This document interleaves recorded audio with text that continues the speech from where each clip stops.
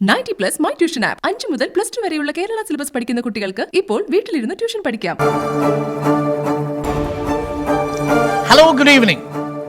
സ്പീക്കറുടെ assistant private സെക്രട്ടറിയെ ചോദ്യം ചെയ്യാൻ വിളിപ്പിച്ച കസ്റ്റംസിന് കേരള നിയമസഭയുടെ ചട്ടം 165 നിയമപരിരക്ഷ കൊടുത്ത് സംരക്ഷിച്ചു പിടിച്ചു നിർത്താൻ ശ്രമിച്ച നിയമസഭാ സെക്രട്ടറിയുടെ നീക്കത്തിന് തിരിച്ചടി.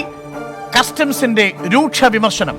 ചട്ടം 165 പ്രകാരം സ്പീക്കറിന്റെ അസിസ്റ്റന്റ് പ്രൈവറ്റ് സെക്രട്ടറിയെ സംരക്ഷിച്ചു പിടിച്ചു നിർത്താൻ കഴിയില്ല സ്പീക്കറിനോ നിയമസഭാ സെക്രട്ടറിക്കോ എന്നാണ് മറുപടിയിൽ പറയുന്നത്.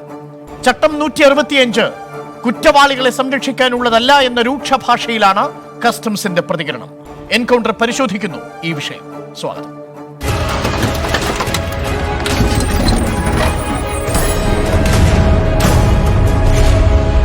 ഇതിനകത്തുള്ള ഒരു സ്റ്റാഫിന് അല്ലെങ്കിൽ നിങ്ങൾക്ക് അല്ലെങ്കിൽ പുറത്ത് ഒരു ലീഗൽ ആക്ഷൻ നടത്തണമെങ്കിൽ സ്പീക്കറുടെ പെർമിഷൻ വേണം. ഇതിനകത്തുള്ള മറ്റൊന്ന് നിയമസഭാ സ്പീക്കറെ തൽസ്ഥാനം നീക്കണമെന്ന് ആവശ്യപ്പെട്ട് പ്രമേയക്കുന്ന നോട്ടീസ് ചട്ടം 65 പ്രകാരം PM ഉമ്മ നൽകിയിട്ടുണ്ട്. ആ നോട്ടീസിന് മുകളിലും ഭരണഘടനാപരമായ നടപടിക്രമങ്ങളെല്ലാം പാലിച്ചുകൊണ്ട് ചട്ടങ്ങളുടെയും കീഴ്വഴക്കങ്ങളുടെ അടിസ്ഥാനത്തിൽ യുക്തമായ നടപടി സ്വീകരിക്കുന്നതാണ്. പിന്നെ ചർച്ചയ്ക്കെടുക്കാൻ നടപടിക്രമപ്രകാരം ഒരു വിരോധമില്ലാത്ത സാഹചര്യമാണ് നൽകിയിട്ടുള്ളത്. ചർച്ചയ്ക്കെടുക്കാൻ സ്വർണ്ണക്കടത്തുമായും ഡോളർ കടത്തുമായും ബന്ധപ്പെട്ടവരോട് സ്പീക്കർ ബന്ധം പുലർത്തിയത് സഭയെ കളങ്കപ്പെടുത്തിയെന്നും സ്പീക്കറെ നീക്കം ചെയ്യണമെന്നുമുള്ള പ്രതിപക്ഷത്തിന്റെ നോട്ടീസ് ലഭിച്ചതിന് ശേഷമുള്ള ആദ്യത്തേതും ഈ സഭയുടെ അവസാനത്തേതുമായ സമ്മേളനം നാളെ തുടങ്ങുകയാണ്. ഡോളർ കടത്തുമായി ബന്ധപ്പെട്ട് സ്വപ്ന സുരേഷിന്റെ രഹസ്യമൊഴിയുടെ അടിസ്ഥാനത്തിൽ സ്പീക്കറുടെ അസിസ്റ്റന്റ് പ്രൈവറ്റ് സെക്രട്ടറി കെ അയ്യപ്പനോട് ചോദ്യം ചെയ്യാൻ ഹാജരാകാൻ കസ്റ്റംസ് മൂന്നാമതും നോട്ടീസ് നൽകിയിരിക്കുന്നു. ഇതിനിടയിലാണ് സഭ സമ്മേളിക്കുന്നത്. ഇപ്പോഴിതാ ഏറ്റവും ഒടുവിൽ മിനിറ്റുകൾക്ക് മുമ്പ് കസ്റ്റംസ് നിയമസഭാ സെക്രട്ടറിക്ക് നൽകിയിരിക്കുന്ന രൂക്ഷമായ ഭാഷയിലുള്ള പ്രതികരണവും വന്നിരിക്കുന്നു. ചട്ടം 165 ചേർത്തു വെച്ചുകൊണ്ട് ഒരു കുറ്റവാളിയെ സംരക്ഷിച്ചു പിടിക്കാൻ ശ്രമിക്കുന്ന തരത്തിലുള്ള പെരുമാറ്റം എന്ന രീതിയിലാണ് കസ്റ്റംസിന്റെ രൂക്ഷമായ വിമർശനം. അതും സഭയുടെ അന്തസ്സിനു ചേരാത്തത് എന്നുകൂടി പറഞ്ഞു വെക്കുന്നുണ്ട് കസ്റ്റംസ്. സഭ സമ്മേളിക്കുന്നതിനാൽ കെ അയ്യപ്പന് ഹാജരാകാൻ കഴിയില്ലെന്നും നിയമസഭയുടെ പരിധിയിൽ വരുന്നയാൾക്ക് നോട്ടീസ് നൽകണമെങ്കിൽ സ്പീക്കറുടെ അനുമതി വേണമെന്നുമാണ് ഇന്നലെ കസ്റ്റംസിന് നിയമസഭാ സെക്രട്ടറി നൽകിയ കത്തിലെ വാദം. ആ വാദമാണ് ഇന്ന് കസ്റ്റംസ് തിരിച്ച് മറുപടിയായി നൽകിയിരിക്കുന്നത്. എന്നാൽ നിയമസഭാ ചട്ടം 165 പ്രകാരം പരിരക്ഷ MLA മാർക്ക് മാത്രമാണെന്നും ജീവനക്കാർക്ക് ബാധകമല്ലെന്നുമായിരുന്നു പ്രതിപക്ഷം നേരത്തെ പറഞ്ഞത്. ഒരു പടി കൂടി കടന്ന് കസ്റ്റംസ് പറയുന്നു, ചട്ടം 165 പ്രകാരം അത് കുറ്റവാളികളെ സംരക്ഷിച്ചു പിടിക്കാനുള്ളതല്ല എന്നതാണ് കസ്റ്റംസിന്റെ മറുപടിയും. താൻ അന്വേഷണത്തെ തടസ്സപ്പെടുത്തുകയില്ലെന്നും തെറ്റുകാരനല്ലെന്നും ഉറപ്പുണ്ടെന്നും ഇന്നും മാധ്യമങ്ങൾക്ക് മുന്നിൽ സ്പീക്കർ ആവർത്തിച്ചു. എൻകൗണ്ടർ പരിശോധിക്കുന്നു. പരിരക്ഷ പരിചയാക്കുന്നു സ്പീക്കർ.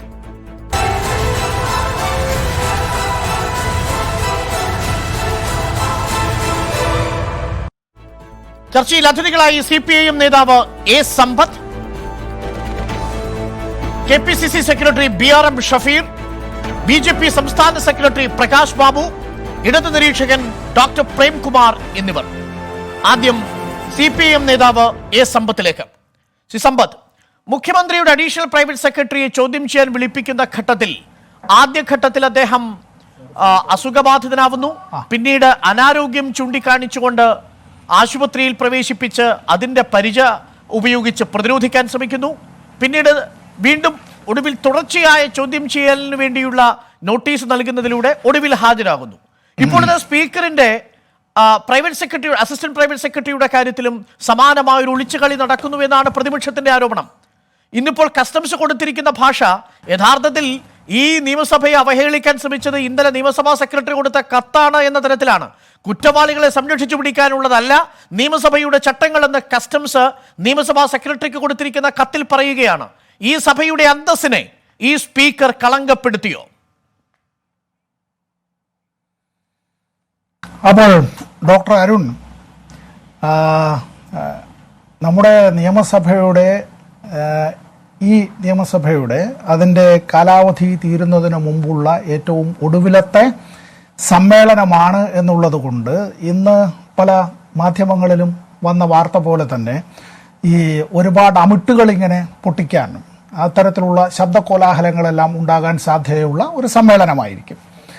അപ്പോൾ ഇതുമായി ബന്ധപ്പെട്ട് പ്രതിപക്ഷം എന്നുള്ളത് കൊണ്ട് ഞാൻ ഉദ്ദേശിച്ചത് നിലവിൽ കോൺഗ്രസിൻ്റെ നേതൃത്വത്തിലാണ്. ഇനി അത് ലീഗിൻ്റെ നേതൃത്വത്തിലേക്ക് അത് മാറുമോ എന്നുള്ളത് കണ്ടറിയേണ്ടതുണ്ട്. കോൺഗ്രസിൻ്റെ നേതൃത്വത്തിലുള്ള UDF ആണോ അതല്ല BJP ആണോ? ഈ നമ്മൾ പലരും മുമ്പ് പഠിച്ചിട്ടുള്ള ഒരു കൃതിയിലെ ചൊല്ലുണ്ട്, കുടില ചിന്തകളുടെ ഹസ്തിനപുരിയിലെ ശകുനിയുടെ റോൾ ഇവിടെ ഇനി UDFനാണോ BJPക്കാണോ എന്നുള്ളതാണ്. ഞാനിപ്പോൾ ഇത് പറയുന്നതിൻ്റെ കാരണം എന്നത് ഡോക്ടർ അരുൺ ഇവിടെ പറഞ്ഞപ്പോൾ കസ്റ്റംസിൻ്റെ ഒരു ഭാഷ്യം ഇവിടെ പറയുകയുണ്ട്, ഉദ്ധരിച്ചു, കുറ്റവാളികളെ സംരക്ഷിക്കാനുള്ള എന്ന്. അപ്പോൾ ഞാനൊരു അഭിഭാഷകൻ എന്നുള്ള നിലയിൽ കൂടി എൻ്റെ ഒരു വിനീതമായ ചോദ്യം, ഒരാൾ കുറ്റവാളിയാണ് എന്ന് അത്തരത്തിൽ ആരോപിക്കാൻ, കുറ്റവാളിയാണ് എന്ന് പറയാൻ കസ്റ്റംസിന് അല്ലെങ്കിൽ മാധ്യമങ്ങൾക്ക് അല്ലെങ്കിൽ പൊതുപ്രവർത്തകരായ ഞങ്ങൾക്ക് എന്താണ് അധികാരം? ഒരാൾ കുറ്റവാളിയാണ് എന്ന് അസന്നിഗ്ധമായി നിയമാനുസരണവും നിയമം അനുശാസിക്കുന്ന പ്രക്രിയയും അനുസരിച്ച് as per the law and the procedure established by law എന്ന് ഭരണഘടന തന്നെ പറയുന്നത്, അത് ഒരു കോർട്ട് ഓഫ് ലോ ആണ് അത് പ്രഖ്യാപിക്കേണ്ടത്. അങ്ങനെ പ്രഖ്യാപിക്കുമ്പോൾ ആ കുറ്റവാളിക്ക് ശിക്ഷ വിധിക്കപ്പെട്ടാൽ ആ ശിക്ഷ വിധിച്ച കാലാവധിക്ക് ശേഷവും വീണ്ടും അയാളെ കുറ്റവാളി എന്ന് മുദ്ര കുത്താനും സമൂഹത്തിന് യാതൊരു അവകാശവുമില്ല. ഇനി മറ്റൊരു കാര്യം, കസ്റ്റംസ് ഇന്നിപ്പോൾ കൊടുത്തു എന്ന് പറയുന്നതായിട്ടുള്ള മറുപടി ഞാനിപ്പോൾ കണ്ടിട്ടില്ല. മറ്റൊരു പൊതു വേദിയിൽ നിന്നാണ് ഞാൻ ഇങ്ങോട്ടേക്ക് വരുന്നത്. കർഷക പ്രക്ഷോഭത്തിന് അഭിവാദ്യം അർപ്പിച്ചുകൊണ്ട് രാപകൽ സത്യഗ്രഹം അങ്ങനെ ജനറൽ പോസ്റ്റ് ഓഫീസിൻ്റെ മുമ്പിൽ CI2ൻ്റെ നേതൃത്വത്തിൽ നടത്തുന്ന ആ പരിപാടിയിൽ നിന്നാണ് നേരെ ഞാൻ വന്നത്, അരുണിൻ്റെ ക്ഷണം സ്വീകരിച്ചുകൊണ്ട്. അരുണെ, ഇന്ത്യൻ ഭരണഘടനയുടെ ഭാഗം 6 part 6 of the constitution States എന്നുള്ള കാര്യത്തെ സംബന്ധിച്ച് പറയുന്നുണ്ട്. ആ സ്റ്റേറ്റ്സ് എന്നുള്ളതിൽ അധ്യായം 3 ചാപ്റ്റർ 3 എന്നുള്ളത് സംസ്ഥാന നിയമസഭകളുമായി ബന്ധപ്പെട്ട് സ്റ്റേറ്റ് ലെജിസ്ലേച്ചറിനെ സംബന്ധിച്ചാണ് പറയുന്നത്.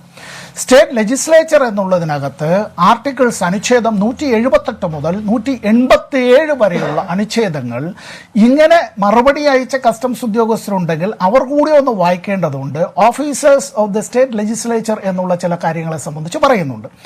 അങ്ങനെ പറയുന്ന കാര്യത്തിൽ തന്നെ ഇവർ മനസ്സിലാക്കേണ്ടുന്നതായ കാര്യം, ഇവിടെ ഒരു നിയമസഭാ സമ്മേളനത്തിൻ്റെയോ അല്ല, ഇന്ത്യയുടെ പാർലമെന്റ് ആണ് എങ്കിൽ പാർലമെന്റ് വിളിച്ചു കൂട്ടുന്നതിന് രാഷ്ട്രപതിയുടേതായ സമൻസ്, ഇവിടെ നിയമസഭയ്ക്കാണ് എങ്കിൽ അത്തരത്തിൽ ബഹുമാനപ്പെട്ട ഗവർണറുടെ സമൻസ് ഇഷ്യൂ ചെയ്ത് കഴിഞ്ഞാൽ അതിൻ്റെ അടിസ്ഥാനത്തിൽ ഈ നിയമസഭാ സെക്രട്ടറി നോട്ടീസ് ഇഷ്യൂ ചെയ്ത് കഴിഞ്ഞാൽ ഈ നിയമസഭയുടെ പ്രമൈസസും അതുപോലെ തന്നെ സ്പീക്കറുടെ ഓഫീസും സ്പീക്കറുടെ ഓഫീസിലെ ജീവനക്കാരായിട്ടുള്ള ഓഫീസർമാരായിട്ടുള്ളവരും മാത്രമല്ല, ഈ പറയുന്ന പ്രമൈസസ് മുഴുവനും നിയമസഭയുടെ കാലാവധി, ആ നിയമസഭാ സെഷന്റെ കാലാവധി കഴിയുന്നതുവരെ മറ്റൊരു വിധത്തിലുള്ള ഇടപെടലിന് അവിടെ യാതൊരു അധികാരവുമില്ല. ഇവിടുത്തെ ഒരു ചോദ്യം സാന്ദർഭികമായി ഉയർന്നു വരുന്നത്, ഈ നിയമസഭാ സമ്മേളനവും സ്പീക്കറുടെയും എല്ലാം അധികാരാവകാശങ്ങൾക്ക് മീതെയാണ് തങ്ങളുടേതെന്ന് ഏതെങ്കിലും കസ്റ്റംസ് ഉദ്യോഗസ്ഥർ ധരിച്ച് വശാകുന്നുവെങ്കിൽ അവർ ഇനിയും നിയമം പഠിക്കേണ്ടതുണ്ട് എന്നാണ് എനിക്ക് പറയാനുള്ളത്. കേരള നിയമസഭയുടെ rule of procedure 19-ാം chapter Kerala നിയമസഭയുടെ നിയമസഭാ പ്രവർത്തന ചട്ടത്തിലെ 19-ാമത്തെ ചാപ്റ്റർ റൂൾസ് 165 ഇന്നലെ നിയമസഭാ സെക്രട്ടറി പറഞ്ഞത്. അതിൽ 161 മുതൽ 165 വരെയുള്ള ഭാഗങ്ങളിൽ റൂളുകളിൽ കൃത്യമായും പറയുന്നത് സ്പീക്കറിന്റെ അനുമതി ആവശ്യമുള്ള സന്ദർഭങ്ങൾ ഏതൊക്കെയാണെന്നുള്ളതാണ്.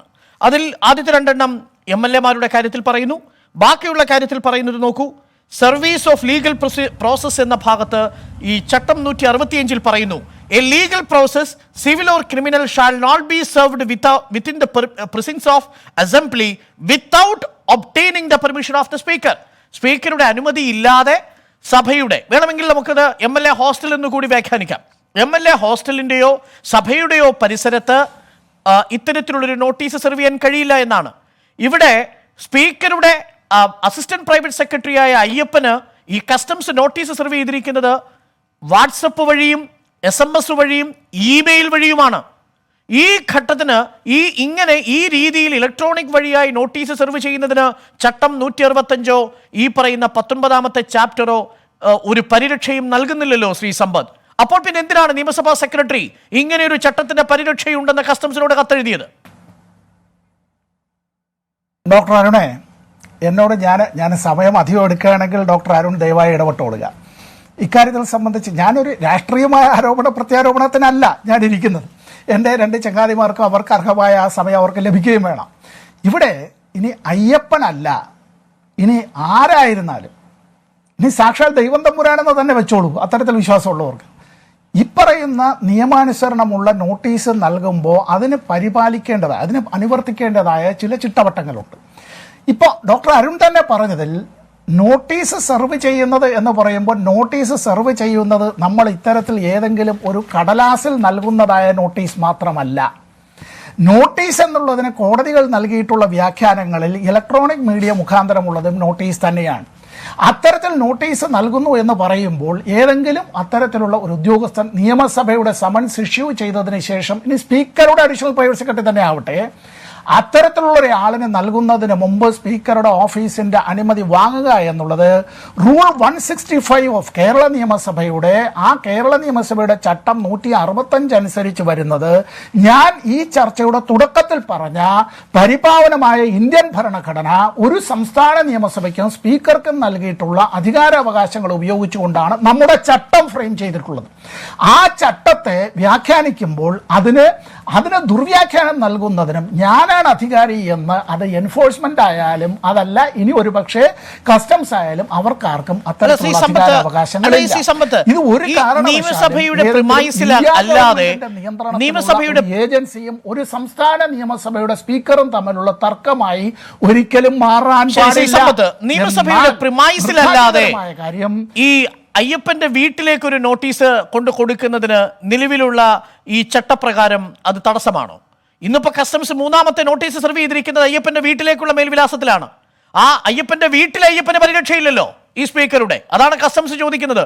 ഇങ്ങനെ അന്തസ്സില്ലാതെ ഈ സഭയും ഈ സ്പീക്കറും ഈ രീതിയിൽ പെരുമാറരുതെന്ന് കസ്റ്റംസിനെ കൊണ്ട് പറയിപ്പിക്കുകയായിരുന്നില്ലേ നിയമസഭാ സെക്രട്ടറി എന്നാണ്. 165 അനുസരിച്ച് നിയമസഭയുടെ പരിസരത്ത് നോട്ടീസ് സെർവ് ചെയ്യുന്നതിനാണ് മുൻകൂർ അനുമതി വേണ്ടത്. അങ്ങ് പറയുന്നത് പോലെ ഈ നിയമസഭാ സെഷൻ തുടങ്ങിക്കഴിഞ്ഞാലോ തുടങ്ങുന്നതിന് 1 മാസം മുമ്പോ 1 മാസം പിമ്പോ സ്പീക്കർക്കോ മറ്റ് അംഗങ്ങൾക്കോ ആണ് പരിരക്ഷയുള്ളത്. ഈ ജീവനക്കാരനും അവിടെയുള്ള വാച്ചാൻ ഗാർഡിനും ഈ സഭ സമ്മേളിക്കുന്ന സമയത്ത് നിയമപരമായ പരിരക്ഷ എങ്ങനെയാണ് ഉറപ്പാക്കാൻ സാധിക്കുക? ഏത് ജനാധിപത്യ അവകാശത്തിലാണത് സാധ്യമാവുക? അവർ കേവലം നിയമസഭാ സെക്രട്ടേറിയറ്റിലെ ഉദ്യോഗസ്ഥർ മാത്രമല്ലേ? അവർക്ക് എങ്ങനെയാണ് പരിരക്ഷ ലഭിക്കുക? ശ്രീ സമ്പത്ത്, അല്ല. What do you mean by the office of the speaker? Office of the speaker എന്നുള്ളത് കൊണ്ട് സ്പീക്കർ ആയിരിക്കുന്ന ഒരു വ്യക്തി മാത്രമാണ്, ആ വ്യക്തി മാത്രമാണ് ഓഫീസ് ഓഫ് ദ സ്പീക്കർ എന്ന് പറയൂ? ഓഫീസ് ഓഫ് ദ സ്പീക്കർ എന്ന് പറയുമ്പോൾ സ്പീക്കറുടേതായ അദ്ദേഹത്തിൻ്റെ, നമ്മളിതൊക്കെ പറയുമ്പോൾ ഇതേതെങ്കിലും ഒരു രാഷ്ട്രീയമായ പരിപ്രേക്ഷ്യത്തിൻ്റെതല്ല. ഇപ്പോൾ നേരത്തെ ഡോക്ടർ അരുൺ തന്നെ പറഞ്ഞപ്പോൾ നേരത്തെ CM രവീന്ദ്രനെ സംബന്ധിച്ചുള്ള പരാമർശങ്ങൾ വന്നു. ഒരാൾക്ക് അസുഖമുണ്ടോ എന്നുള്ളത്, അസുഖം വന്നാൽ ഏതുവരെയാണ് എന്നുള്ളത്, ആ അസുഖം വന്നാൽ അങ്ങനെ ഒരാൾ അപ്പോൾ ഹാജരാകുന്നതിനെ സംബന്ധിച്ച് ഒക്കെ COVID-19 മഹാമാരിക്ക് കസ്റ്റംസിനെയും ED-യെയും ഇവിടെ ഈ മന്ത്രിമാരെയും അല്ല അമേരിക്കൻ പ്രസിഡന്റിനെയും പോലും ഭയമില്ല. ഇതൊക്കെ വന്നിട്ടുള്ള ആളുകളെ സംബന്ധിച്ച് നമുക്കിത് വരാത്ത ആളുകൾക്കിരുന്ന് വളരെ പുച്ഛരസത്തോടുകൂടി സർക്കാസ്റ്റിക്കായി വേണമെങ്കിൽ പലതും പറയാം. എൻ്റെ പൊന്നരുണെ, 5 തവണ ക്വാറന്റൈനിൽ പോകേണ്ടി വന്ന ഒരുത്തനാണ് നിങ്ങളുടെ മുമ്പിൽ ഈ ഇരിക്കുന്നത്. ഏറ്റവും ഒടുവിൽ ക്വാറന്റൈനിൽ പോകേണ്ടി വന്നത് തുറന്നു തന്നെ പറയാം, ബഹുമാനപ്പെട്ട ഗവർണറോടൊപ്പം 3 വേദികൾ പങ്കിട്ടതിൻ്റെ ഭാഗമായിട്ടാണ്. ഇതുമെല്ലാം അനുഭവിച്ചിട്ടുള്ള ആളുകളുണ്ട്. നമ്മുടെ തന്നെ മാധ്യമപ്രവർത്തകരായ സുഹൃത്തുക്കളോട് ചോദിച്ചു നോക്കുക, ഡൽഹിയിലെ വിജയമോഹനൻ ചേട്ടൻ്റെ മരണം എന്നുള്ളത് എങ്ങനെയാണ് ഉണ്ടായത് എന്നുള്ളത്. നമുക്ക് രാഷ്ട്രീയമായ കാര്യങ്ങൾ വെച്ചുകൊണ്ട് ഞാൻ എൻ്റെ ഈ വർത്തമാനത്തിൻ്റെ തുടക്കത്തിൽ പറഞ്ഞതുപോലെ ശകുനിവേഷം കെട്ടിയാടുന്ന പല ആളുകൾക്കും വേണമെങ്കിൽ അതുകൊണ്ട് മുഖ്യമന്ത്രിയുടെ അഡീഷണൽ പ്രൈവറ്റ് സെക്രട്ടറിയെ മുതൽ ഇനി സ്പീക്കറുടെ അഡീഷണൽ പ്രൈവറ്റ് സെക്രട്ടറിയെ വരെ ഇത്തരത്തിലുള്ള വ്യാഖ്യാനങ്ങൾ കൊണ്ട് മൂടുമ്പോൾ ഈ സ്വർണ്ണക്കടത്ത് കേസിലെ പ്രതിയായിട്ടുള്ള ഒരു വനിതയുടെ അഭിഭാഷകനായി വക്കാലത്തെടുത്ത് പിന്നീട് ആരോപണങ്ങൾ ഉണ്ടായതിനെ തുടർന്ന്, ആക്ഷേപങ്ങൾ ഉണ്ടായതിനെ തുടർന്ന് ഒഴിയേണ്ടി വന്ന ഒരു BJP സഹപ്രവർത്തകനായ അഭിഭാഷകനെ ഇപ്പോൾ ഈ ഇന്ത്യ ഗവൺമെന്റ് തന്നെ കസ്റ്റംസ് ആൻഡ് സെൻട്രൽ എക്സൈസിന്റെ കീഴിലുള്ള ഒരു പ്രധാനപ്പെട്ട അഭിഭാഷക പോസ്റ്റിലേക്ക് ഞാൻ അതിലേക്ക് ആ വിഷയങ്ങളിലേക്ക് വരാം നമുക്ക് 2ാം ഘട്ടത്തിൽ. പക്ഷേ എനിക്കിനിയും മനസ്സിലാകാതെ പോകുന്നത്, അങ്ങ് ഈ ചട്ടപ്രകാരം അതിനെ വ്യാഖ്യാനിക്കുമ്പോൾ ഈ നിയമസഭയിലെ സാമാജികർക്കുള്ള അതേ നിയമപരിരക്ഷ നിയമസഭയിലെ സ്പീക്കറുടെ അസിസ്റ്റന്റ് പ്രൈവറ്റ് സെക്രട്ടറിക്കുണ്ടെന്നുള്ള വാദം നിയമസഭാ ചട്ടങ്ങളെ ഉദ്ധരിച്ച് അങ്ങേക്ക് പറയാൻ കഴിയില്ല. ആ ചട്ടപ്രകാരം അങ്ങനെയൊന്നില്ല എന്നുള്ളത് ഞാനിവിടെ ആവർത്തിച്ച് അങ്ങയോട് 161 മുതൽ 165 വരെ, അതല്ലെങ്കിൽ ഈ ചാപ്റ്റർ 19 മുതൽ ചാപ്റ്റർ 19 പ്രൊവിഷൻസ് മൊത്തം എടുത്ത് പരിശോധിച്ച് നോക്കിയാൽ പോലും അതൊന്നും തന്നെ ഈ പറയുന്ന പരിരക്ഷ ഈ സ്പീക്കറുടെ ഓഫീസിലെ ജീവനക്കാർക്കുണ്ട് എന്ന് വ്യാഖ്യാനിക്കാൻ നമുക്ക് കഴിയില്ല.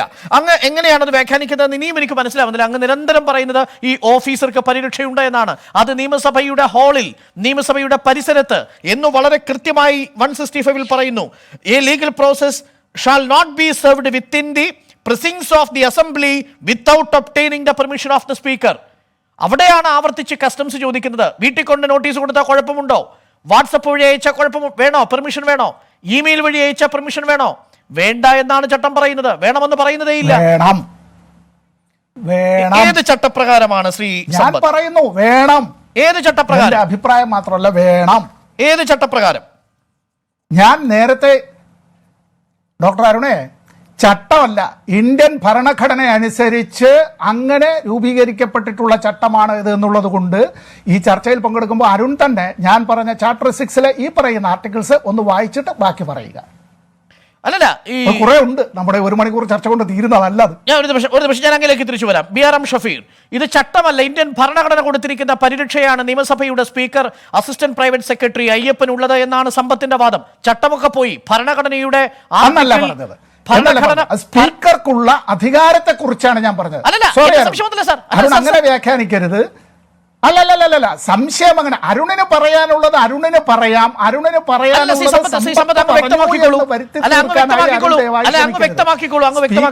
ഭരണഘടനാദത്തമായ അധികാരാവകാശം, ആ അധികാരാവകാശം പോലെ തന്നെ കേരള നിയമസഭയുടെ റൂൾസിനെ പറ്റി പറയുമ്പോൾ അതിന് വിധേയമായിട്ടാണ്. ആ അധികാരം സ്പീക്കറുടെ അധികാരത്തിന്മേൽ കൈകടത്തുന്നതിന് മറ്റൊരാൾക്ക്, ഒരു അധികാരിക്ക് കഴിയില്ല. അങ്ങനെയാണ് എങ്കിൽ ഇപ്പറഞ്ഞ കാര്യങ്ങളെല്ലാം ബഹുമാനപ്പെട്ട ഹൈക്കോടതിയുടെ കീഴിലുള്ള ഒരു ഉദ്യോഗസ്ഥന്, ഒരു പക്ഷേ ഒരു ഹൈക്കോടതി ജഡ്ജിയുടെ സെക്രട്ടറി അടക്കമുള്ളവർക്കും ഇത് ബാധകമാണെന്ന് പറയും.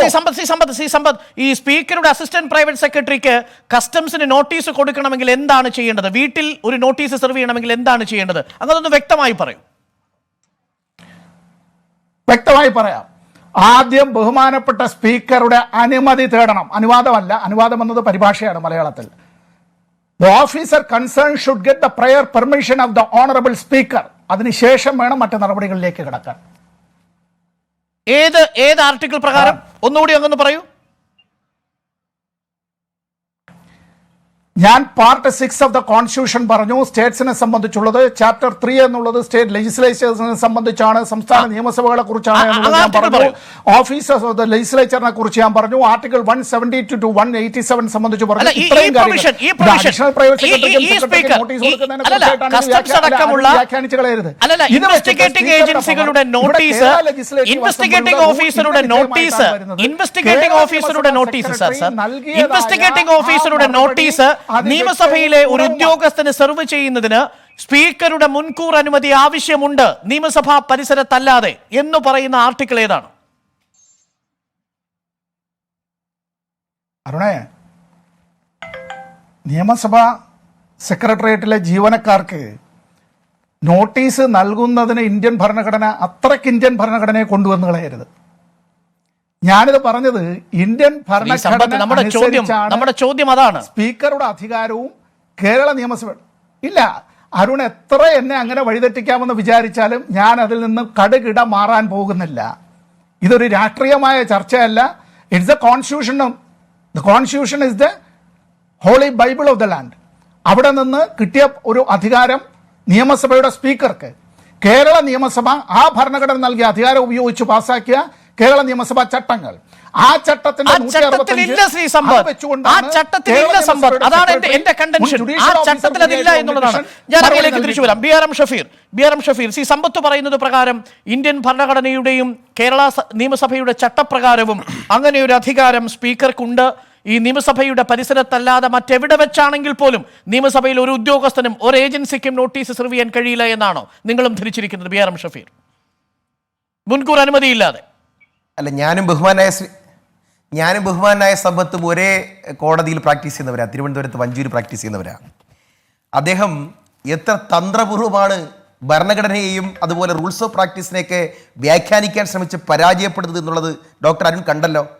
ഡോക്ടർ സമ്പത്ത്, താങ്കളുടെ ശ്രദ്ധയിലേക്ക് ഞാൻ ഒരു കാര്യം നിങ്ങളോട് പറയാം. ഇവിടുത്തെ പ്രശ്നം റൂൾസ് ഓഫ് പ്രൊസീജിയർ എന്നുള്ളതാണ്. റൂൾസ് ഓഫ് പ്രൊസീജിയർ എന്താ? ഒരു നിയമസഭയുമായി ബന്ധപ്പെട്ട സ്പീക്കറും അതുമായി ബന്ധപ്പെട്ട ചട്ടങ്ങൾ കൃത്യമായിട്ട് തന്നെ കേരള നിയമസഭ അത് നിയമപരമായിട്ട് റൂൾസ് ഓഫ് പ്രൊസീജിയർ എന്ന നിലയിൽ ഉണ്ടാക്കി വെച്ചിട്ടുണ്ട്. അതിലിങ്ങനെ പറയും, താങ്കളുടെ വ്യാഖ്യാനം നിൽക്കുന്നത് എവിടെയാണെന്നറിയോ? അതാണ് നേരത്തെ ഡോക്ടർ അരുൺ വായിച്ച സെക്ഷൻ 165 ഇങ്ങനെ പറയുന്നു, legal process civil or criminal shall not be served within the presence എന്ന് വളരെ വ്യക്തമാണ്. നിയമസഭയ്ക്കകത്ത് മാത്രമാണ് എന്ന് കൃത്യമാണ്. എന്നിട്ട് ഞാൻ അല്പം കൂടി കടന്നു പറഞ്ഞു തരാം. Of the assembly shall not be serving within the prior permission of the speaker എന്നുള്ളതാണ് ഇവർ വ്യാഖ്യാനിക്കാൻ ശ്രമിക്കുന്ന ഒരു കാര്യം. രണ്ട് കളവുകളാണ് പറഞ്ഞത്. ഒന്ന്, വിത്തിൻ ദ പ്രമിസസിൽ പുറത്തുള്ളതും അല്ലെങ്കിൽ പിന്നെ വാട്സപ്പ് വഴിയുള്ളതും മറ്റേതെങ്കിലും തരത്തിലുള്ള സെർവിങ് നോട്ടീസുകൾ ഇതിന്റെ പരിധിയിൽ വരും എന്നുള്ളതാണ് ആദ്യം പറഞ്ഞ കള്ളം. രണ്ടാമത്തെ പറഞ്ഞത് ഒരു അല്പം കൂടി വ്യാഖ്യാനിച്ചാൽ നിങ്ങളോട് പറയാം. ഡോക്ടർ സമ്പത്ത് പഠിക്കേണ്ട ഒരു കാര്യം നിങ്ങൾ ഇപ്പൊ തന്നെ ഒന്ന് നോട്ട് ചെയ്ത് വെച്ചോളൂ. പ്രിവിലേജ് ഡൈജസ്റ്റ്, താങ്കൾക്ക് അറിയാമല്ലോ പ്രിവിലേജ് ഡൈജസ്റ്റ് എന്താണെന്ന് അറിയാമല്ലോ. ആ പ്രിവിലേജ് ഡൈജസ്റ്റിലെ വോളിയം 18 ഞാൻ ഒന്നും കൂടെ പറഞ്ഞു തരാം. പ്രിവിലേജ് ഡൈജസ്റ്റിലെ വോളിയം 18 പേജ് 34 വായിച്ചാൽ ഈ വിഷയങ്ങൾ അങ്ങ് തീരും. ഒന്നും കൂടെ പറയാം. പ്രിവിലേജ് ഡൈജസ്റ്റ് വോളിയം 18 പേജ് 34 ഇങ്ങനെയാണത് പറയുന്നത്. കേരള നിയമസഭാ സെക്രട്ടേറിയറ്റിലെ ജീവനക്കാരുടെ അറസ്റ്റുമായി ബന്ധപ്പെട്ട ഒരു തർക്കമുണ്ടായി. അത് എപ്പോഴാണ്? 1970-ലാണ്.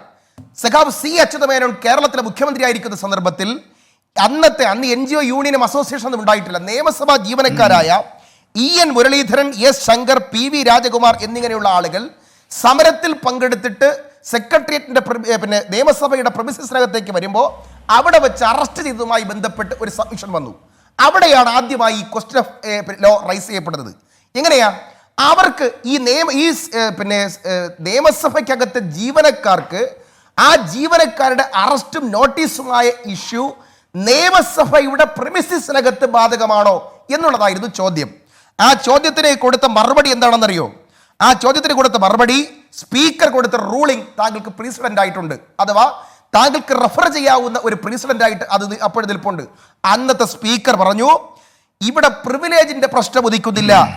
നിയമസഭാ സാമാജികർ സഭാ പരിസരത്തിനുള്ളിൽ അറസ്റ്റ് ചെയ്യപ്പെട്ടാലോ അതല്ലെങ്കിൽ നോട്ടീസ് ചെയ്യപ്പെട്ടാലോ മാത്രമേ സ്പീക്കറിൽ നിന്ന് അനുവാദം വാങ്ങേണ്ടതുള്ളൂ. സാമാജികരല്ലാത്തവർക്ക് പ്രസ്തുത പ്രിവിലേജ് ബാധകമല്ല. റൂളിംഗ് 1970-ആണ്. ഞാൻ പറഞ്ഞത് എത്ര കൊല്ലം മുമ്പുള്ള കഥയാണെന്നറിയോ? എന്ന് പറഞ്ഞാൽ 50 കൊല്ലത്തിലേറെയായി ഈ സംസ്ഥാനത്തിലെ നിയമസഭാ സ്പീക്കറുടെ റൂളിംഗ് ഉണ്ട്. ബഹുമാനായ ശ്രീ സമ്പത്ത്, എന്ന് പറഞ്ഞാൽ ഇത്രയേ ഉള്ളൂ. MLA-മാർക്ക് ബാധകം, എന്നാൽ MLA-മാരുടെ ചെടി നനപ്പുകാരന് ബാധകമല്ല, MLA-മാരുടെ ഡ്രൈവർക്ക് ബാധകമല്ല, MLA-മാരുടെ പിയൂണിന് ബാധകമല്ല, MLA-മാരുടെ ആർക്കും തന്നെ MLA-യുടെ പരിരക്ഷയെ കിട്ടില്ല. നിങ്ങൾ ഒന്നും കൂടെ ഒരല്പം കൂടി കടത്തി ഞാൻ നിങ്ങളോട് പറഞ്ഞു തരാം. നിയമസഭാ ചട്ടം 164-ഉം 165-ഉം അനുസരിച്ച് സിവിൽ നടപടികളിൽ നിന്ന് സമ്മേളനം ആരംഭിക്കുന്നതിന് 14 ദിവസം മുമ്പും സമ്മേളനം കഴിഞ്ഞ് 14 ദിവസവും MLA-മാർക്ക് പ്രൊട്ടക്ഷൻ ഉണ്ട്. എന്നാൽ ക്രിമിനൽ നടപടികൾക്ക് ആ പ്രൊട്ടക്ഷൻ പോലും ഇല്ല. വളരെ ക്ലിയർ അല്ലേ? എന്ന് പറഞ്ഞാൽ നിങ്ങൾ ഒരു കാര്യം ബഹുമാനായ സമ്പത്ത് മനസ്സിലാക്കിയാൽ മതി. നിങ്ങൾ പോയി പ്രിവിലേജ് ഡൈജസ്റ്റിന്റെ വോളിയം 18-ലെ പേജ് നമ്പർ 34 ഒരു തവണ വായിച്ചാൽ എന്നെ പോലെ തന്നെ അഭിഭാഷകനായ ഡോക്ടർ സമ്പത്തിന്റെ ഈ സംശയം മാറും. ഞാൻ ഒരല്പം കൂടി പറഞ്ഞു തരാം. ഡോക്ടർ സമ്പത്ത് ഇവിടെ വന്ന് പറയുന്നത് താങ്കളുടെ പാർട്ടിയെ ന്യായീകരിക്കാൻ വേണ്ടിയിട്ടാണ്, അറിഞ്ഞു വെച്ചുകൊണ്ട് കാര്യങ്ങൾ മിസ്ലീഡ് ചെയ്യുന്നു എന്നുള്ളതാണ് എനിക്ക് മനസ്സിലായിട്ടുള്ളൊരു കാര്യം. ഞാൻ നിങ്ങളോട് പറഞ്ഞു തരാം. ഇതിനകത്ത് ഞാനിതിനെ ഒന്നാം ഘട്ടത്തിൽ പറഞ്ഞ് അവസാനിപ്പിക്കുന്നതിന് മുമ്പ് ഞാൻ ഇങ്ങനെ പറഞ്ഞു തരാം. നിയമസഭാ സ്പീക്കറും നിയമസഭയുമായി ബന്ധപ്പെട്ട എല്ലാ ചട്ടങ്ങളും അത് കൃത്യമായി തന്നെ റൂൾസ് ഓഫ് പ്രൊസീജിയറിലാണ് വരുന്നത്. അറസ്റ്റിന്റെയും നോട്ടീസിന്റെയും പ്രൊസീജിയർ വന്നിരിക്കുന്നത് 164-ലും 165-ലുമാണ്. 164-ഉം 165-ഉം നിയമസഭാ സാമാജികർക്ക് മാത്രമേ ബാധകമാവുകയുള്ളൂ. നിയമസഭാ പ്രിമിസിസിനകത്താണെങ്കിൽ മാത്രമേ പ്രയർ നോട്ടീസിന്റെ ആവശ്യം വരുന്നുള്ളൂ. ഇവിടെ നിയമസഭാ പ്രിമിസിസിനകത്ത് വെച്ച് ഈ നോട്ടീസ് ബാധകമല്ല. അഥവാ അദ്ദേഹത്തിന്റെ വീട്ടിലെ അഡ്രസ്സിലേക്ക് കൊടുത്താലോ അദ്ദേഹത്തിന് പുറത്ത് വെച്ച് SMS ചെയ്താലോ ഈ ചട്ടം മാത്രമല്ല ബി ആർ എം ഷഫീർ, ഈ നിയമസഭയുടെ തൊട്ടുപുറത്ത് റോഡിൽ വെച്ചൊരു ഉദ്യോഗസ്ഥനെ കാത്തു നിന്ന് ഈ നോട്ടീസ് കൊടുക്കാൻ ഈ ചട്ടപ്രകാരം ഒരു തെറ്റുമില്ല. ഇനി അതിലും ഒരു പടി കൂടി കടന്ന് കസ്റ്റംസ് കൊടുത്തിരിക്കുന്നു. അതുകൊണ്ട് തന്നെയാണ് ഈ സ്പീക്കറെ ബുദ്ധിമുട്ടിക്കരുതെന്നും 164 165 ഉള്ളത് കൊണ്ടാണ് ഈ അയ്യപ്പന്റെ ഫോൺ നമ്പറിലേക്ക് വാട്സപ്പായിട്ട് അയച്ചു കൊടുക്കുന്നത്, ഇമെയിലായിട്ട് അയച്ചു കൊടുക്കുന്നത്. ഇമെയിലും വാട്സപ്പും ഒന്നും ഈ ജോഗ്രഫിക്കൽ ലിമിറ്റേഷന്റെ പരിധിക്ക് ബാധകമല്ല എന്നുകൂടി ഇന്ന് കസ്റ്റംസ് പറഞ്ഞു വെക്കുന്നുണ്ട്. അത്തരം ഇലക്ട്രോണിക് കമ്മ്യൂണിക്കേഷൻ പോലും അയച്ചിട്ടും നിരുത്തരവാദപരമായി നിങ്ങളുടെ ഓഫീസ് ഇങ്ങനെ ഈ 165 ദുർവ്യാഖ്യാനം ചെയ്തത് നിർഭാഗ്യകരമായി പോയി എന്നാണ് കസ്റ്റംസ് പറഞ്ഞിരിക്കുന്നത്. ശ്രീ സമ്പത്ത്, ഞാൻ അങ്ങയിലേക്ക് തിരിച്ചു വരാം വളരെ വേഗം. BJP പ്രതിനിധി പ്രകാശ് ബാബു കൂടി നമുക്കൊപ്പം ചേരുന്നു. അഡ്വക്കേറ്റ് പ്രകാശ് ബാബു, BRM ഷഫീർ പറഞ്ഞത് വെച്ച് മാത്രം കൊണ്ട് തന്നെ സമ്പത്ത് പറഞ്ഞതിൽ നിന്ന് വ്യത്യസ്തമായി ഇതിൽ സ്പീക്കർക്ക് ഒരു സവിശേഷാധികാരവുമില്ല. ഇതിലൊരു കുറ്റവാളിയ എന്ന ഒരു ട്രീറ്റ്മെന്റ് നമുക്ക് കൊടുക്കാൻ കഴിയില്ലെങ്കിലും ആരോപണ വിധേയനായ ഈ അസിസ്റ്റന്റ് പ്രൈവറ്റ് സെക്രട്ടറിയെ ചോദ്യം ചെയ്യാൻ വിട്ടുകൊടുക്കാതിരിക്കാനുള്ള ഒരു പരിചയമായി ഉപയോഗിക്കുകയായിരുന്നു ഈ 165 ചട്ടം എന്നുള്ളത് പകൽ പോലെ വ്യക്തമാകുന്നുണ്ടോ ഇപ്പോൾ? അഡ്വക്കേറ്റ് പ്രകാശ് ബാബു. തീർച്ചയായും ഉണ്ടല്ലോ അരുൺ. കാരണം അത് ബഹുമാന്യനായ സമ്പത്ത് എത്ര ലാഘവത്തോടു കൂടിയാണ് ഈ സാഹചര്യത്തെ ന്യായീകരിക്കാൻ ശ്രമിക്കുന്നത് എന്ന് നോക്കുമ്പോൾ തന്നെ നമുക്കത് ബോധ്യപ്പെടുന്നുണ്ട്. ഇവിടെ ഇവരൊക്കെ സംസാരിച്ചതിന് പുറമെ അരുൺ എന്താ കൂട്ടി വായിക്കേണ്ടത്? ഇപ്പറഞ്ഞിട്ടുള്ള അയ്യപ്പനെ അദ്ദേഹത്തെ വെളുപ്പിക്കാനുണ്ടായ സാഹചര്യം കൂടി നമ്മളൊന്ന് കൂട്ടി വായിക്കണം. ഇവിടെ സ്വർണ്ണക്കള്ളക്കടത്ത് കേസുമായി ബന്ധപ്പെട്ട 2 പ്രതികൾ നിർണായകമായിട്ടുള്ള ചില വെളിപ്പെടുത്തലുകൾ മജിസ്ട്രേറ്റിന്റെ മുമ്പാകെ കൊടുത്തു എന്ന് പറയപ്പെടുന്നു. നമ്മളാരും അത് വായിച്ചിട്ടില്ല. അങ്ങനെയാണ് ചർച്ചകൾ വരുന്നത്. നോക്കൂ അരുൺ, ആ വെളിപ്പെടുത്തൽ എന്താ? കേരളത്തിന്റെ നിയമസഭയുടെ സ്പീക്കർ ഡോളർ അടങ്ങിയിട്ടുള്ള ഒരു ബാഗ് 2 പ്രതികളുടെ കൈകളിൽ ഒരു ഫ്ളാറ്റിൽ വിളിപ്പിച്ച് കൊടുക്കുകയും ഇത് കോൺസുലേറ്റിൽ എത്തിക്കണമെന്ന് പറയുകയും ചെയ്യുന്നതാണ് സാഹചര്യം.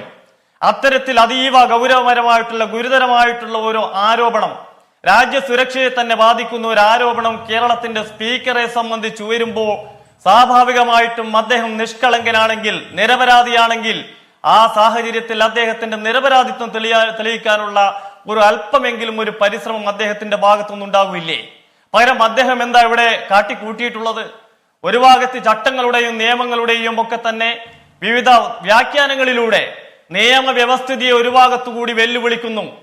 രണ്ടാമത്ത് ഈ സാഹചര്യത്തെ, അഴിമതിയെ അല്ലെങ്കിൽ ഒരു ആരോപണത്തെ, ആ ആരോപണവുമായി ബന്ധപ്പെട്ട് ഒരു നിഷ്പക്ഷമായിട്ടുള്ള ഒരു അന്വേഷണം നേരിടുന്നതിനു പകരം അദ്ദേഹത്തിന്റെ അധികാരത്തെ ദുർവിനിയോഗം ചെയ്യുന്നു. ഇവിടെയാണ് അരുൺ ചോദിച്ച ഒരു ചോദ്യത്തിന്റെ ഒരു പ്രസക്തി. എന്തുകൊണ്ടാണ് സ്പീക്കറും അതേപോലെ തന്നെ സമ്പത്തൊക്കെ ഇത്ര വലിയ വ്യാഗ്രത കാണിക്കുന്നത്? അതിന് കാരണമുണ്ട് അരുൺ. ആരാ നേരത്തെ CM രവീന്ദ്രനെ കൊണ്ട് പറഞ്ഞതുപോലെ തന്നെ ആരാ ഈ അയ്യപ്പൻ? അയ്യപ്പൻ എന്ന് പറയുന്നത് AKG സെന്ററിന്റെ മറ്റൊരു പ്രോഡക്റ്റ് ആണ്. ഈ AKG സെന്റർ ഒരു കാലത്ത് ബഹുമാന്യനായ VS അച്യുതാനന്ദൻ കേരളത്തിന്റെ പ്രതിപക്ഷ നേതാവായിരിക്കുമ്പോ അദ്ദേഹത്തിന്റെ പ്രവർത്തനങ്ങളെ നിരീക്ഷിക്കാനും റിപ്പോർട്ട് ചെയ്യാനും വേണ്ടി അദ്ദേഹത്തിന്റെ ഒരു പ്യൂണാക്കി മാറ്റി. പിന്നീട് 3 മാസം കഴിയുമ്പോൾ ഗസറ്റഡ് റാങ്കിൽ അദ്ദേഹത്തെ അഡീഷണൽ സെക്രട്ടറിയാക്കി മാറ്റി. AKG ഭവന്റെ ഏൽപ്പിച്ച ചുമതലകൾ കൃത്യമായി നിർവഹിച്ചതിന്റെ പേരിൽ ഇപ്പോൾ അണ്ടർ സെക്രട്ടറിയുടെ റാങ്കിലാണ് ഇദ്ദേഹത്തിന് ഇവിടെ നിയമനം കൊടുത്തിട്ടുള്ളത്. അതുകൊണ്ട് തന്നെ സ്വാഭാവികമായും ഇദ്ദേഹത്തെ സംരക്ഷിക്കാൻ തീർച്ചയായിട്ടും ഗവൺമെന്റ് ശ്രമിക്കും, സ്പീക്കർ ശ്രമിക്കും, ഈ പാർട്ടിയും ശ്രമിക്കും, സമ്പത്തും ശ്രമിക്കും. പകരം അരുൺ, എവിടെ ഒരു ചോദ്യം വരുന്നില്ലേ? ഇവിടെ കേരളം ഭരിക്കുന്ന ഒരു പാർട്ടി അല്ലെങ്കിൽ ഒരു സർക്കാരുമായി ബന്ധപ്പെട്ട് അതിന്റെ ഒരു പാർട്ടിയുടെ നേതാവ് ബഹുമാന്യനായിട്ടുള്ള സ്പീക്കർ, ആ സ്പീക്കറുമായി ബന്ധപ്പെട്ടവർ ഇത്രയും ഗുരുതരമായിട്ടുള്ള ഒരു ആരോപണം വരുമ്പോൾ ചട്ടങ്ങളുടെ നൂലാമാലയിൽ പിടിച്ചു തൂങ്ങി രക്ഷപ്പെടാനാണോ ശ്രമിക്കേണ്ടത്? ഞാൻ ചോദിച്ചോട്ടെ, എത്ര ലാഘവത്തോടു കൂടിയ ഇദ്ദേഹം കോൺസ്റ്റിറ്റ്യൂഷണൽ പ്രൊവിഷനൊക്കെ പറയുന്നത്? ബഹുമാന്യനായ സമ്പത്തെ, ഇന്ത്യ രാജ്യത്ത് നിലനിൽക്കുന്ന എല്ലാ നിയമങ്ങളുടെയും ആധാരം ഇന്ത്യൻ ഭരണഘടന തന്നെയാണ്. അതിലൊരു തർക്കവുമില്ല. ഈ റൂൾ ഓഫ് ബിസിനസ് മാത്രമൊന്നുമല്ല, ഇവിടെ നിലവിലുള്ള എല്ലാ നിയമങ്ങളുടെയും നിയമം എന്ന് പറയുന്നത് ഇന്ത്യൻ കോൺസ്റ്റിറ്റ്യൂഷനാ. ഇവിടെ തന്നെ അരുൺ വായിച്ചല്ലോ, 14 15 വായിച്ചു. ഇപ്പോ സമ്പത്ത് പറഞ്ഞു വീട്ടിൽ കൊണ്ടുകൊടുക്കുന്ന ഒരു വീട്ടിൽ നോട്ടീസ് സെർവ് ചെയ്യുന്നതിനും ഈ റൂൾ ബാധകമാണ്. ഞാൻ ചോദിച്ചോട്ടെ, ഇവിടെ 14 എന്താ പറയുന്നത്? No arrest shall be made within the premises of the assembly without obtaining the permission of the speaker. ശരി, അങ്ങനെയാണെങ്കിൽ കേരളത്തിലെ 1-2 ഒരു മന്ത്രി അതേപോലെ തന്നെ ഒരു MLA അവരെയൊക്കെ അറസ്റ്റ് നമ്മൾ കണ്ടല്ലോ. ഈ സമ്പത്ത് പറഞ്ഞതാണ് ഇവിടെയൊക്കെ ബാധകമെങ്കിൽ ഈ റൂളൊക്കെ വീടിന് പുറത്തും നിയമസഭക്ക് പുറത്തൊക്കെ ബാധകമാണെങ്കിൽ ആശുപത്രിയിൽ പോയിട്ടൊരു മുൻ മന്ത്രിയെ അറസ്റ്റ് ചെയ്യുന്നതൊക്കെ ഇവിടെ കണ്ടിട്ടുണ്ട്. അപ്പൊ അരുൺ, എവിടെ പ്രശ്നം? ഇദ്ദേഹത്തെ എന്ത് വില കൊടുത്തും സംരക്ഷിക്കണം. കാരണം CM രവീന്ദ്രനെ ഒരു തിരഞ്ഞെടുപ്പിന്റെ മുമ്പ് ദീർഘകാലം സംരക്ഷിച്ചതുപോലെ, ശിവശങ്കരനെ ആശുപത്രിയുടെ ആരോഗ്യ വകുപ്പിന്റെ കീഴിൽ സംരക്ഷിച്ചതുപോലെ ഇദ്ദേഹത്തെയും കുറച്ചു കാലം സംരക്ഷിക്കേണ്ടതായിട്ടുണ്ട്. അതിനു വേണ്ടിയിട്ടാണ് ഈ തരംതാണ ഒരു രാഷ്ട്രീയം, തരംതാണ. ശരി, അഡ്വക്കേറ്റ് പ്രകാശ് ബാബു, ഞാൻ തിരിച്ചു പറയാൻ സമ്പത്ത് മറുപടി പറയട്ടെ. ഒരു നിമിഷം ഡോക്ടർ പ്രേംകുമാറിലേക്ക് കൂടി പോകുന്നു. പ്രേംകുമാർ, ഇതിൽ നിന്ന് കസ്റ്റംസ് അല്പസമയം മുമ്പ് നിയമസഭാ സെക്രട്ടറിക്ക് കൊടുത്ത കത്തിലെ ഒരു വാചകത്തിന്റെ ഒരു ഭാഗം ഞാൻ വായിക്കാം. The same does not appear to behove of a responsible office and majesty of the legislature. നിയമസഭയുടെ മഹത്വത്തിന്, അന്തസ്സിന് ചേരാത്ത ഒരു പ്രവൃത്തി ഈ നിയമസഭയുടെ സെക്രട്ടറിയുടെ ഭാഗത്തു നിന്നുണ്ടായിരിക്കുന്നുവെന്ന് ധ്വനിപ്പിച്ചുകൊണ്ടാണ് കസ്റ്റംസ് ഇങ്ങനെ ഒരു കത്തെഴുതിയിരിക്കുന്നത്. ഇങ്ങനെ ഒരു അവസ്ഥയിലേക്ക് ഈ കാര്യങ്ങളെ തള്ളിവിട്ടത്, ഈ ചട്ടത്തെ ദുർവ്യാഖ്യാനം ചെയ്തുകൊണ്ട് ഈ നിയമസഭാ സെക്രട്ടറിയും അതിനനുവാദം നൽകിയ സ്പീക്കറുമാണ് എന്ന് ഒരു വാദം പ്രതിപക്ഷം ഉയർത്തിയാൽ എങ്ങനെ നിരാകരിക്കും? മറ്റൊന്ന്, മടിയിൽ കനമില്ലാത്തതാണെങ്കിൽ ഈ അന്വേഷണ ഏജൻസിയോടൊപ്പം ഈ ചോദ്യം ചെയ്യലിന് ഈ അസിസ്റ്റന്റ് പ്രൈവറ്റ് സെക്രട്ടറി പോയി ഇരുന്ന് കൊടുക്കുകയല്ലേ വേണ്ടത്? ഈ എത്രമാത്രം അന്വേഷണ ഏജൻസി രാഷ്ട്രീയം കളിക്കുന്നുവെന്ന് നമ്മൾ ആരോപിക്കുമ്പോഴും നമ്മുടെ ജുഡീഷ്യറി സംവിധാനത്തെ നമുക്ക് മറന്നുകൊണ്ട് മുന്നോട്ട് പോകാൻ കഴിയുമോ? അന്വേഷണ ഏജൻസികളുമായി സഹകരിച്ചുകൊണ്ടല്ലേ ഈ മടിയിൽ കനമില്ലാത്തവർ അവരുടെ സത്യസന്ധത വെളിപ്പെടുത്തേണ്ടത്? എനിക്ക് തോന്നുന്നു, ഞാൻ 40 വർഷമായി ഒരു കുറ്റവും ചെയ്തിട്ടില്ല, ഈ പൊതുരംഗത്തുള്ളതാണെന്നൊക്കെ മാധ്യമപ്രവർത്തകരോട് പറയുമ്പോൾ അത് ബാക്കിയുള്ളവർക്ക് കൂടി ബോധ്യപ്പെടണം. ആ ബോധ്യപ്പെടാൻ വേണ്ടിയാണ് ഈ കസ്റ്റംസിന് മുന്നിൽ ഹാജരാകണമെന്ന് പൊതുജനം ആവശ്യപ്പെടുന്നത്. അതിനെ നിരാകരിക്കുന്നത് ഈ പറയുന്ന സ്പീക്കറുടെയും നിയമസഭയുടെയും ഒക്കെ അന്തസ്സിനെ ബാധിക്കുന്ന തരത്തിലേക്ക് കാര്യങ്ങൾ പോയിട്ടുണ്ടോ ഇപ്പോൾ? ശ്രീ പ്രേംകുമാർ. ഡോക്ടർ അരുൺ, 4-5 മാസമായിട്ട് നമ്മൾ നിരന്തരമായിട്ട് ചർച്ച ചെയ്തുകൊണ്ടിരിക്കുന്ന വലിയൊരു നെറേറ്റീവിന്റെ ഒരു എപ്പിസോഡാണ് ഇപ്പം സ്പീക്കർക്കെതിരെ കഴിഞ്ഞ ഒരു മാസമായിട്ട് വന്നുകൊണ്ടിരിക്കുന്നത്. അതിന്റെ അകത്തുണ്ടായിട്ടുള്ള ഒരു ഇൻസിഡന്റ് ആണ് അയ്യപ്പൻ എന്ന് പറഞ്ഞ ആൾക്ക് നോട്ടീസ് കൊടുത്തതിനെ പറ്റി കസ്റ്റംസും നിയമസഭാ സെക്രട്ടറിയും തമ്മിൽ നടക്കുന്ന തർക്കം. No person shall be arrested on the premises of legislative assembly എന്ന് പറയുന്നതിന്റെ അകത്ത് MLA പെടുമോ, MLA സ്റ്റാഫ് പെടുമോ എന്നുള്ള വളരെ സൂക്ഷ്മമായ ഒരു തർക്ക വിഷയത്തിലേക്ക് ഫോക്കസ് ചെയ്യുമ്പോൾ നിങ്ങൾ സത്യത്തിൽ ചെയ്യുന്നത് ഇതിന്റെ പിറകിലുള്ള എന്താ പറയുക, ഐസ്ബർഗ് ഉണ്ടല്ലോ, ശരിക്കുള്ള ഐസ്ബർഗ്, അതിന്റെ മെറിറ്റിലേക്ക് പോവാതിരിക്കുക എന്നുള്ളതാണ്. പ്രകാശ് ബാബു അറിയാതെ ആണെങ്കിൽ പോലും അതിവിടെ പരാമർശിച്ചു. കാരണം സ്പീക്കർ എന്നുള്ള ആള്, കേരളത്തിന്റെ ആരാധനായ സ്പീക്കർ ശ്രീരാമകൃഷ്ണൻ എന്ന് പറഞ്ഞാൽ ഡോളർ കടത്ത്, സ്വർണ്ണക്കടത്തൊക്കെ ആയിട്ട് ബന്ധപ്പെട്ട് ഇൻവോൾവ് ആണ് എന്നുള്ള ഒരു ആരോപണത്തിന്റെ പുറത്താണല്ലോ അയ്യപ്പൻ എന്ന് പറഞ്ഞ ആൾക്കെതിരെയുള്ള നോട്ടീസിന്റെ ഇഷ്യൂ ചർച്ച ചെയ്യപ്പെടുന്നത്. ആ ആരോപണത്തിന്റെ മെറിറ്റ് എന്താണ്? അഥവാ ഈ കഴിഞ്ഞ 5-6 വർഷമായിട്ട് നമ്മൾ കേട്ടുകൊണ്ടിരുന്ന കസ്റ്റംസും NIA-യും ED-യും ഒക്കെ ഇതേപോലെ ലീക്ക് ചെയ്ത് കൊടുത്തിരുന്ന പല വിവരങ്ങളെ പറ്റി വന്നിട്ടുള്ള ചർച്ചകളുടെ ആകെ ടേൺ ഓഫ് ഇവന്റ്സ് എന്താണ് ഉണ്ടായിട്ടുള്ളത്? NIA കൊടുത്ത കേസിൽ ശിവശങ്കരൻ പ്രതിയല്ല എന്ന് പറയുന്നു. ഡോക്ടർ KT ജലീലിനെതിരെയും മറ്റു പല മന്ത്രിമാര്, 2 മന്ത്രി 4 മന്ത്രി എന്നൊക്കെ പറഞ്ഞതെല്ലാം ഒരിടത്തും ഇല്ലാതെയായി. ജനങ്ങൾ ഇതിനെ തിരസ്കരിച്ചോ ഇലക്ഷൻ റിസൾട്ട് എന്നുള്ളതിലേക്ക് പോവേണ്ടതില്ല. അതായത് കസ്റ്റംസിന്റെയും ED-യുടെയും വഴി, NIA വഴി നമ്മൾക്ക് ലീക്ക് കിട്ടി, നമ്മൾ ചർച്ച ചെയ്ത ഒരുവിധപ്പെട്ട വിഷയങ്ങളൊക്കെ സബ്സ്റ്റൻസ് ഇല്ലാത്തതായിരുന്നു എന്ന് തെളിയിക്കപ്പെട്ട ഒരു കോണ്ടെക്സ്റ്റിലാണ് നമ്മൾ ഈ ചർച്ച ചെയ്യുന്നത്. ഞാൻ മനസ്സിലാക്കിയെടുത്തോളം ഈ ക്ലോസിന്റെ no person shall be arrested on the premises of legislative assembly എന്നുള്ളതിന്റെ ഉള്ളിൽ ആ അഡ്രസ്സിലേക്ക് അയക്കുന്ന ഇമെയിൽ പോലും പെടും എന്നുള്ളതാണ് നിയമസഭാ സെക്രട്ടറിയുടെ വാദം. അത് പെടില്ല എന്നുള്ളതാണ് കസ്റ്റംസിന്റെ വാദം. അവർ വീട്ടിലേക്ക് നോട്ടീസ് കൊടുക്കുന്നു, അയാൾ ക്വസ്റ്റ്യനിങ് പോലല്ല, വിവരങ്ങൾ തിരക്കാൻ വേണ്ടിയിട്ട് അയാൾ അവിടേക്ക് പോകുന്നു. അത്ര ലളിതമായ കാര്യമാണത്. ഈ ഒരു സാധനത്തെ എടുത്ത് ചർച്ച ചെയ്യുന്നതിലൂടെ നമ്മൾ ഒന്നും കൂടെ ഇതിനെ ലൈവാക്കി നിർത്താൻ പറ്റുന്നുണ്ട്. സ്പീക്കർ, സ്വർണ്ണക്കള്ളക്കടത്ത് എന്നുള്ള ലൈവാക്കി നിർത്താൻ പറ്റുന്നുണ്ട്. പക്ഷെ ഈ ലൈവാക്കി നിർത്തുന്ന ആളുകൾ മറുവശത്ത് ഡെഡായി പോകുന്ന അവസ്ഥയാണ്. അതായത് ആളുകളുടെ മുന്നിലേക്ക് ഇത് ചെല്ലുമ്പോൾ ഇത് കംപ്ലീറ്റ് ഡെഡായി പോകുന്ന അവസ്ഥയാണ്. ഇന്ന് നമ്മളൊരു TV ചാനൽ കണ്ടു, K. സുധാകരൻ, കോൺഗ്രസിന്റെ നേതാവ് പറയുന്നത് നമ്മളിങ്ങനെ കംപ്ലീറ്റ് ആരോപണങ്ങൾ മാത്രം ഉന്നയിച്ചു കൊണ്ടിരുന്നു, അവര് ജനക്ഷേമ പരിപാടികൾ നടപ്പിലാക്കി ആളുകളുടെ അടുത്തേക്ക് പോയി, അതുകൊണ്ടാണ് LDF ജയിച്ചത്, നമ്മളും ഈ വഴിയിലേക്ക് വന്നാൽ UDF-ന് വിജയം അകലെ അല്ല എന്നുള്ളത്. പക്ഷെ ഈ ഒരു ഫാക്ട് പോലും കോൺഗ്രസിന്റെയും UDF-ന്റെയും ആളുകൾക്ക് ഇനിയും മനസ്സിലായിട്ടില്ല, ചാനലുകൾക്ക് പോലും മനസ്സിലായിട്ടില്ല എന്നുള്ളതാണ് എനിക്ക് തോന്നുന്നതിനെ പറ്റിയുള്ള പറയാനുള്ള ഒരു കാര്യം. ഈ ഒരു ടോട്ടൽ ആർഗ്യുമെന്റിന്റെ മെറിറ്റ്, അതായത് ഒരു പത്രത്തിൽ വന്ന വാർത്ത, ഒരു TV ചാനൽ ബ്രേക്ക് ചെയ്ത വാർത്ത എന്നല്ലാതെ 164 സ്റ്റേറ്റ്മെന്റ് പ്രകാരം ഏതെങ്കിലും പ്രതി സ്പീക്കർ ശ്രീരാമകൃഷ്ണന്റെ പേര് മെൻഷൻ ചെയ്തിട്ടുണ്ടോ? ഈ അഡീഷണൽ പ്രൈവറ്റ് സെക്രട്ടറിയെ വിളിക്കുന്നത് എന്ത് വിവരം അന്വേഷിക്കാനാണ്? അദ്ദേഹം സസ്പെക്ട് ആണോ, പ്രതിയാണോ, ഇതൊന്നും നമുക്കറിയില്ല. എന്നിട്ടാണ് ആരുടെ പോലും ഇവിടുന്ന് വികാരം കൊള്ളുന്നത്. അതിതീവ്രമായ ഭാഷയിൽ കസ്റ്റംസ് മറുപടി പറഞ്ഞു. അത് അവർ തമ്മിൽ നടക്കുന്ന ഒരു എക്സിക്യൂട്ടീവ് ഡിസ്കോഴ്സ് ആണ്. പക്ഷേ പ്രേംകുമാർ, എനിക്കത് മനസ്സിലാവും, പ്രേംകുമാറിന്റെ ഒരു ലോജിക്ക് എനിക്ക് മനസ്സിലാവും. പക്ഷേ ഇത് ഇടതുപക്ഷത്തോടൊപ്പം നിൽക്കുന്ന നിരീക്ഷകരല്ലാതെ പൊതുസമൂഹം എങ്ങനെ മനസ്സിലാക്കണമെന്നൊരു ചോദ്യം കൂടിയുണ്ട്. കാരണം കസ്റ്റംസ് ഇന്ന് നിയമസഭാ സെക്രട്ടറിക്ക് കൊടുത്തിരിക്കുന്ന കത്തും അസാധാരണമായ ഒരു കത്താണ്. ആ മറുപടിയിൽ പറയുന്നു, സഭയുടെ അന്തസ്സിന് ചേരാത്ത വിധം ഇത്തരത്തിൽ 165 ദുർവ്യാഖ്യാനം ചെയ്യരുത്. അങ്ങനെ നമ്മളുടെ നിയമസഭയ്ക്ക് പോലും കളങ്കമാകത്തക്ക രീതിയിൽ ഒരു ഡിഫൻസ് എടുത്തത് എന്തിനാണ്? ഈ ആദ്യത്തെ ഇമെയിൽ വരുമ്പോഴോ വാട്സപ്പിലോ, ആദ്യമേ ഇമെയിലും വാട്സപ്പുമാണല്ലോ വന്നത്. സ്പീക്കറെ അറസ്റ്റ് ചെയ്യാനോ സ്പീക്കറെ ചോദ്യം ചെയ്യാനോ കസ്റ്റംസ് വരുന്നില്ല.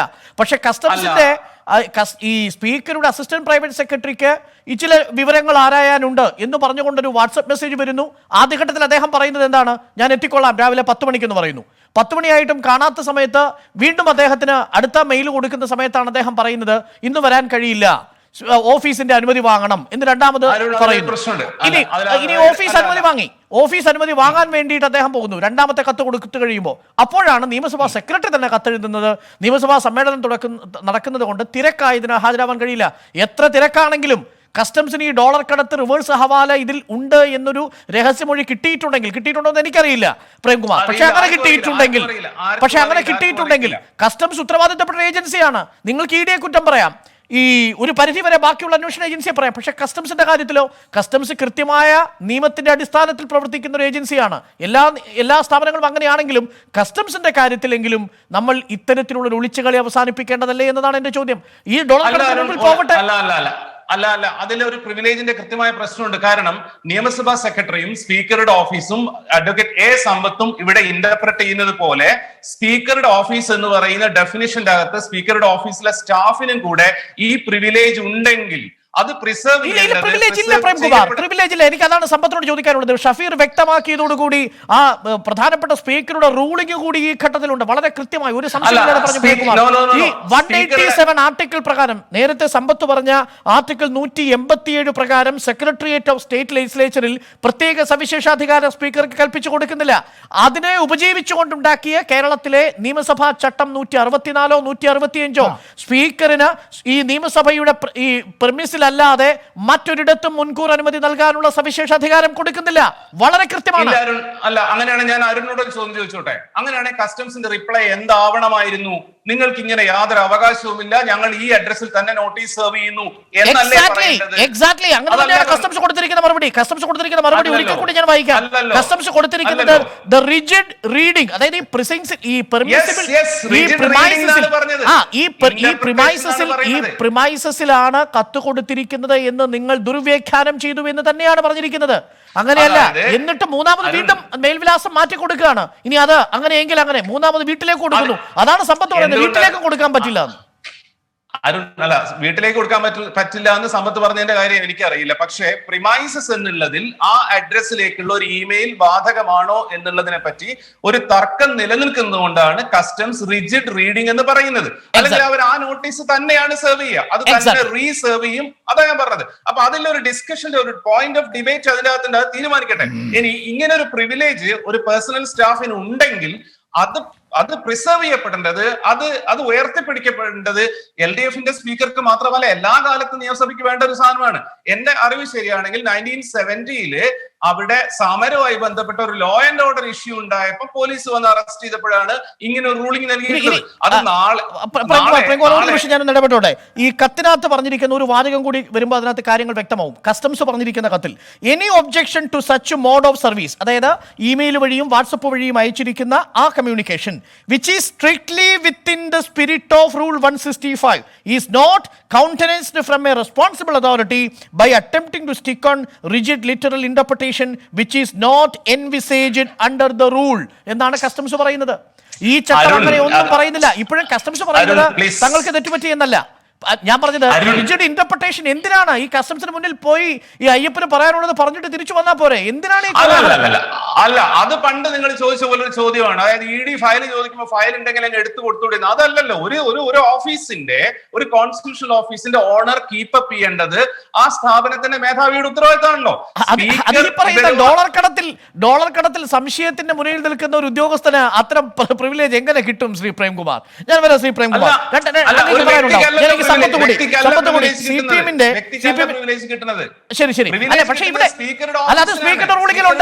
സ്പീക്കറുടെ റൂളിംഗിലുണ്ട്. ഷഫീർ പറഞ്ഞതുപോലെ സ്പീക്കറുടെ റൂളിംഗിലുണ്ട് ഈ സെക്രട്ടേറിയറ്റിലെ സ്റ്റാഫിന് ഈ പ്രിവിലേജ് ഇല്ല എന്ന് പറയുന്നുണ്ട് ശ്രീ സമ്പത്ത്. വളരെ പ്രധാനപ്പെട്ട ചോദ്യമാണ് BRM ഷഫീർ പറഞ്ഞത്. സ്പീക്കറിന്റെ റൂളിംഗ് പോലും വളരെ കൃത്യമായി BRM ഷഫീർ ചൂണ്ടിക്കാണിക്കുന്നു. അങ്ങേക്കാകട്ടെ ഈ നിയമസഭയുടെ പരിസരത്തല്ലാതെ, നിയമസഭയുടെ വേദികളിലല്ലാതെ, ഹോസ്റ്റൽ അടക്കമുള്ള പ്രിമൈസസിലല്ലാതെ ഇത്തരത്തിലൊരു നോട്ടീസ് റിവ്യൂ ചെയ്യുന്നതിന് സ്പീക്കറുടെ മുൻകൂർ അനുമതി ആവശ്യമുണ്ട് എന്നുള്ളൊരു ചട്ടമോ ഒരു ആർട്ടിക്കിളോ അങ്ങേക്കും ചൂണ്ടിക്കാണിക്കാൻ കഴിയുന്നില്ലെങ്കിൽ ഇപ്പോൾ കസ്റ്റംസ് ചെയ്തിരിക്കുന്നത് തെറ്റാണെന്ന് നമുക്ക് പറയാൻ കഴിയില്ല. കസ്റ്റംസിന്റെ ഈ കത്ത് വളരെ സ്വാഭാവികമാണെന്ന് സമ്മതിക്കേണ്ടി വരും. ശ്രീ സമ്പത്ത്. ഡോക്ടർ അരുണേ, ഞാൻ ആരംഭത്തിൽ പറഞ്ഞ കാര്യങ്ങൾ വീണ്ടും ആവർത്തിക്കുന്നില്ല. ഞാനത് എത്ര പറഞ്ഞാലും അരുണിന് ചിലപ്പോൾ ഇപ്പം മനസ്സിലാകില്ല. കാരണം KT ജലീൽ മുൾമുനയിലോ, ജലീൽ രാജിവെച്ചൊഴിയുമോ, ജലീലിനെ പുറത്താക്കുമോ, ഇനിയെന്താണ് മാർഗം? നമ്മൾ ഇതുപോലെ ഈ മാധ്യമങ്ങളിലിരുന്ന് ഒരുപാട് ചർച്ച നടത്തിയതാണ്. മാധ്യമങ്ങളെ അറിയിക്കാതെ ആ ഒരു മന്ത്രി പോയി എന്നുള്ളത് കൊണ്ട് മാധ്യമങ്ങളായിട്ടുള്ള അതിൻ്റെ പല പ്രവർത്തകർക്ക്, എൻ്റെ ചങ്ങാതിമാർക്കടക്കം വല്ലാത്ത ഈർഷ്യമുണ്ടായിരുന്നു. അദ്ദേഹം രാജിവെക്കണമെന്ന് ആവശ്യപ്പെട്ടുകൊണ്ട് സമരം നടത്തി. ആ സമരം അക്രമത്തിലേക്ക് എത്തിച്ചാൽ അതുകൊണ്ട് ഈ നമ്മുടെ തദ്ദേശ സ്വയംഭരണ സ്ഥാപനങ്ങളിലേക്കുള്ള തെരഞ്ഞെടുപ്പുകളിലെല്ലാം വലിയ വിജയം നേടാം എന്ന് കോൺഗ്രസും BJPയും എല്ലാം വല്ലാതെ വ്യാമോഹിച്ചതാണ്. അവിടെ പോയി അത്തരത്തിൽ ഏതെങ്കിലും മർദ്ദനങ്ങൾ ഏറ്റുവാങ്ങിയാൽ സ്ഥാനാർത്ഥികളാകാം എന്ന് അങ്ങനെ ധരിച്ചവരും പലരുമുണ്ട്. ഇപ്പോൾ ഇവിടുത്തെ ചോദ്യം എന്നുള്ളത് സ്പീക്കറുടെ അധികാരത്തെ സംബന്ധിച്ചുള്ള ചോദ്യമാണ്. അല്ലാതെ ഇത് അയ്യപ്പനും കോശിയുമായിട്ടുള്ള തർക്കമൊന്നും അല്ല. അത് അയ്യപ്പനാവട്ടെ, കോശിയാവട്ടെ, അതല്ലെങ്കിൽ വാഹിദാവട്ടെ, വിഷയം സ്പീക്കറുടെ അധികാരത്തെ സംബന്ധിച്ചുള്ളതാണ്. സ്പീക്കറുടെ അധികാരത്തിൽ കൈകടത്തുക എന്ന് പറയുന്നത് ഒരു നിയമസഭാ സമ്മേളനത്തിനുള്ള നോട്ടീസ് സമൻസ് ഇഷ്യൂ ചെയ്തതിന് ശേഷം ഇത്തരമൊരു കാര്യം. എന്നോട് എൻ്റെ ചങ്ങാതി അരുൺ ചോദിച്ചൊരു ചോദ്യം, അങ്ങ് പോയി അങ്ങ് ഹാജരായ പോരെ, കാര്യമില്ല, അങ്ങ് തീർന്നില്ലേ എന്നുള്ളത്. അങ്ങനെ പോയി ഹാജരാകുന്നതിന് ഒരു പക്ഷേ ഒരു സാധാരണ വ്യക്തി അത്തരം കാര്യം ചെയ്യുക, പോവുക, ഹാജരാവുക, അതെല്ലാം വേറൊരു കാര്യം. ഒരു നിയമസഭയുടെ സ്പീക്കറുടെ കീഴിൽ അഡീഷണൽ പ്രൈവറ്റ് സെക്രട്ടറി ആയിട്ട് ജോലി ചെയ്യുന്ന ആൾ എന്നത്, ആ സ്പീക്കറുടെ കീഴിൽ ജോലി ചെയ്യുന്ന സെക്രട്ടറി ആയിട്ട് ജോലി ചെയ്യുന്ന ആൾ എന്നൊക്കെ ഉള്ളത്, ഞാൻ നേരത്തെ ഒരു കാര്യം പറഞ്ഞുവല്ലോ, ബഹുമാനപ്പെട്ട ഹൈക്കോടതി ജഡ്ജിയുടെ സെക്രട്ടറിയായോ അഡീഷണൽ പ്രൈവറ്റ് സെക്രട്ടറിയായോ ജോലി ചെയ്യുന്ന ഒരാളിനെ സംബന്ധിച്ച് കസ്റ്റംസ് ഇതുപോലെ തന്നെയാണ് നിലപാടെടുക്കുക. പ്രിയപ്പെട്ട പ്രകാശ് ബാബു, താങ്കളുടെ പല നേതാക്കന്മാരും ഇതുപോലെ ചർച്ചകളിൽ വന്നിട്ട് പറയാറുണ്ട്, ഞങ്ങളുടെ ED, ഞങ്ങളുടെ കസ്റ്റംസ്, ഞങ്ങളുടെ CBI എന്നെല്ലാം പറയാറുണ്ട്. ഈ തിരുവനന്തപുരത്തും ചുറ്റുവട്ടത്തുമായി കുറേ നാളായി ഇങ്ങനെ ഈ യൂണിയൻ ഗവൺമെൻറ്റിൻ്റെ ചില ഏജൻസികൾ ഇങ്ങനെ കറങ്ങിക്കൊണ്ടിരിപ്പുണ്ട്. നമ്മളിപ്പോൾ ഇതിനകത്ത് ഇപ്പോൾ ഞാനീ പറയുന്നതിൽ വേറൊന്നും തെറ്റിദ്ധരിക്കരുത്. ഈ ഡോക്ടർ പ്രേംകുമാറിൻ്റെ നാട്ടുകാരായ ഓട്ടോറിക്ഷ തൊഴിലാളികൾ വളരെ വർഷങ്ങൾക്ക് മുമ്പ് കളിയാക്കി തിരുവനന്തപുരത്തെ ഓട്ടോറിക്ഷ തൊഴിലാളികളെ പറ്റി പറയുമായിരുന്നു, നിങ്ങളുടെ നാട്ടിൽ വന്നാൽ 4 സെക്രട്ടേറിയറ്റ് ഉണ്ടോ എന്ന്. സെക്രട്ടേറിയറ്റിലേക്ക് പോകണമെന്ന് പറഞ്ഞാൽ 4 തവണ ഇങ്ങനെ അങ്ങോട്ടും ഇങ്ങോട്ടും കൊണ്ടുവന്ന് കാണിക്കുന്നത് പോലെ കളിയാക്കി പറയും. ഇപ്പം അങ്ങനെ പറയാറില്ല, അത് വേറെ കാര്യം. ഇവിടെ ഈ പറഞ്ഞ ഈ അന്വേഷണ ഏജൻസികളെല്ലാം വരുന്ന ഏപ്രിൽ മാസം വരെ ഇത് തന്നെയാണ് നടത്തുക. തിരുവനന്തപുരം ഭാഷയിൽ പറഞ്ഞാൽ ചുട്ട ഉണക്കമീന് കൊണ്ട് തലോടൽ കിട്ടിയതായ ശുനകൻ എങ്ങനെയാണോ അത് നക്കി വീണ്ടും ഇതിൻ്റെ പുറകെ നടക്കുന്നത് പോലെ ഈ അന്വേഷണ ഏജൻസികളെല്ലാം നടന്നുകൊണ്ടേയിരിക്കും. ഇവിടെ 1964 തന്നെ ഒരു നിയമസഭാ സ്പീക്കറുമായി ബന്ധപ്പെട്ട് ഇതുപോലൊരു വിഷയം ഉണ്ടായിട്ടുണ്ട്. ഞാൻ സമയച്ചുരുക്കം കൊണ്ട് മറ്റൊന്നും പറയുന്നില്ല. എൻ്റെ ചങ്ങാതി ഇപ്പോൾ BRM ഷമീർ പറഞ്ഞത് എന്താണെന്ന് പറഞ്ഞാൽ, ഈ റൂൾസ് ഓഫ് പ്രൊസീജിയറിനെ കുറിച്ചും റൂൾസ് ഓഫ് ബിസിനസ്സിനെ സംബന്ധിച്ചുമുള്ളൊരു കാര്യം, അതിലെങ്കിലും എൻ്റെ പൊന്ന് ഷഫീറെ ഒരു കൃത്യമായ നിലപാട് വേണ്ടേ? ഇവിടെ എന്താണ്, ഇവിടെ എൻ്റെ ചങ്ങാതി അഡ്വക്കേറ്റ് കൂടിയായിട്ടുള്ള പ്രകാശ് ബാബു പറയുകയാണ് rules of procedure, rules of business. ഞാൻ I agree with that, rules of business. അതേസമയം ഷഫീർ പറയുകയാണ് rules of procedure. Rules of procedure നമ്മൾ കോടതികളിൽ വക്കീലന്മാർ പാലിക്കേണ്ടതായിട്ടുള്ളതും കോടതി നടപടികളുമായി ബന്ധപ്പെട്ട കാര്യമാണ്. ഈ പാവപ്പെട്ട ഇത് കേൾക്കുന്ന 10,000 കണക്കിന് ഭവനങ്ങളിരിക്കുന്ന ജനങ്ങളെ ഇത് രണ്ടും കൂടി പറഞ്ഞ് കൂട്ടിക്കുഴപ്പിച്ച് കളയരുത്.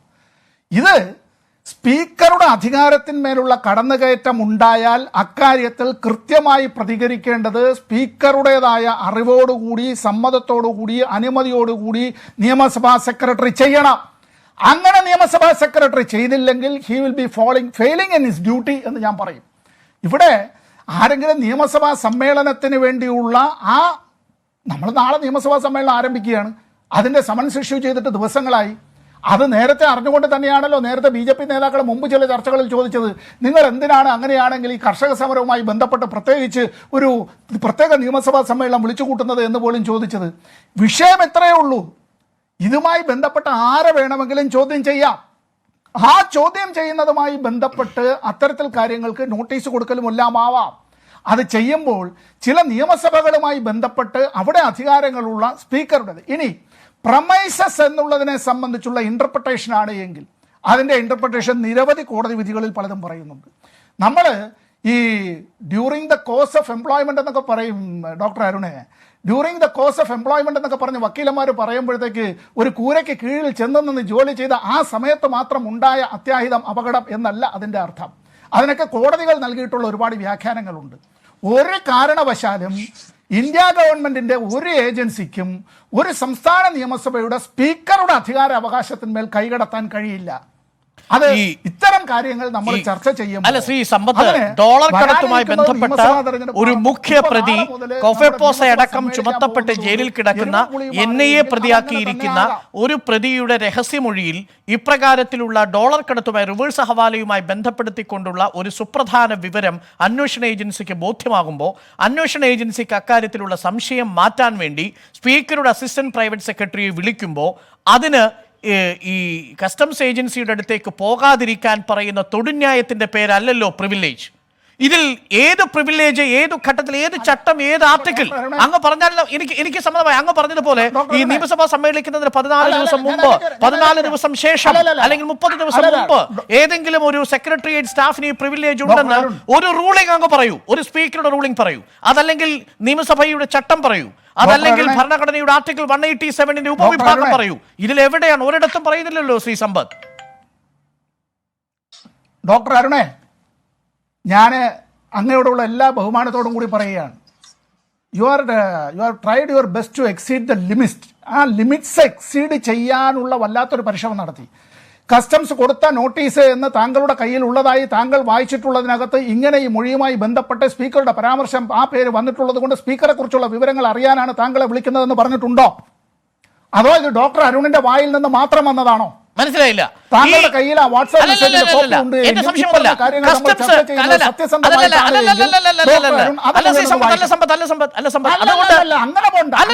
കസ്റ്റംസ് കൊടുത്തിരിക്കുന്ന അരുൺ തന്നെ ക്ലാരിഫൈ ചെയ്യണം. എനിക്ക് മാധ്യമങ്ങളോട് കിട്ടിയ വിവരമേ ഉള്ളൂ ശ്രീ സമ്പത്ത്, എനിക്ക് മാധ്യമങ്ങളോട് കിട്ടിയ വിവരമേ ഉള്ളൂ. ഞങ്ങളുടെ അതാണല്ലോ എനിക്ക് പറയാൻ കഴിയുക. എന്റെ റിപ്പോർട്ടർ എനിക്ക് തന്നിരിക്കുന്ന വിവരമനുസരിച്ച് ഈ 164 രഹസ്യമൊഴി പ്രകാരമാണ്, കസ്റ്റംസിൽ നിന്ന് കിട്ടിയ സോഴ്സ് പ്രകാരം എന്തുകൊണ്ട് നിങ്ങൾ അയ്യപ്പനെ വിളിക്കുന്നു എന്ന ചോദ്യത്തിന് കസ്റ്റംസ്, അതാണ് എന്റെ ചോദ്യം, കസ്റ്റംസ് ഈ നോട്ടീസ് സെർവ് ചെയ്യാനിടയായ സാഹചര്യം എന്താണ്? എങ്ങനെയാണ് അയ്യപ്പനിലേക്ക് എത്തിയത്?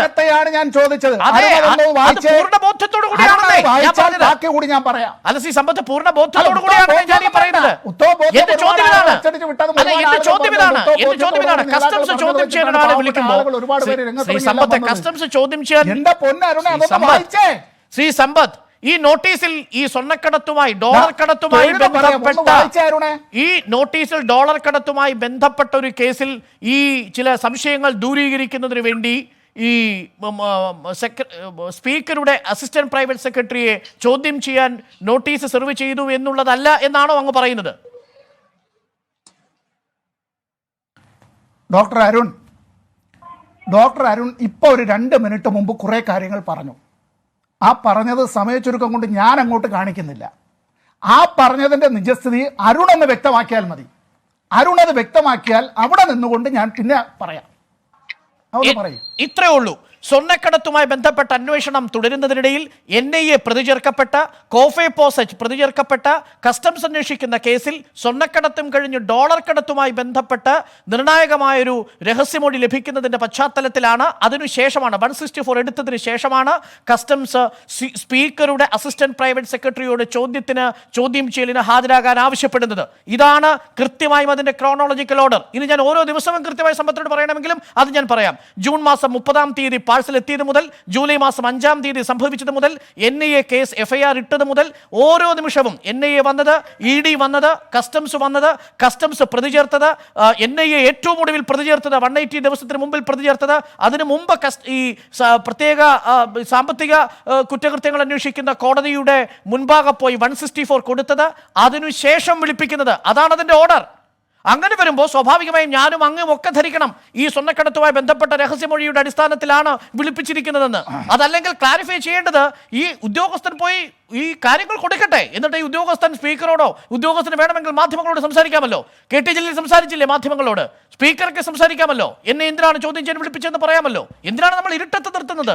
മടിയിൽ കനമില്ലെന്ന് പറയുന്ന മുഖ്യമന്ത്രിയും മടിയിൽ കനമില്ലെന്ന് പറയുന്ന സ്പീക്കറുമാണെങ്കിൽ അന്വേഷണ ഏജൻസിക്ക് മുമ്പിൽ പോകുകയല്ലേ വേണ്ടത് ശ്രീ സമ്പത്ത്? അതിന് ഈ തൊഴിൽന്യായം പറയുന്നത് ശരിയാണോ?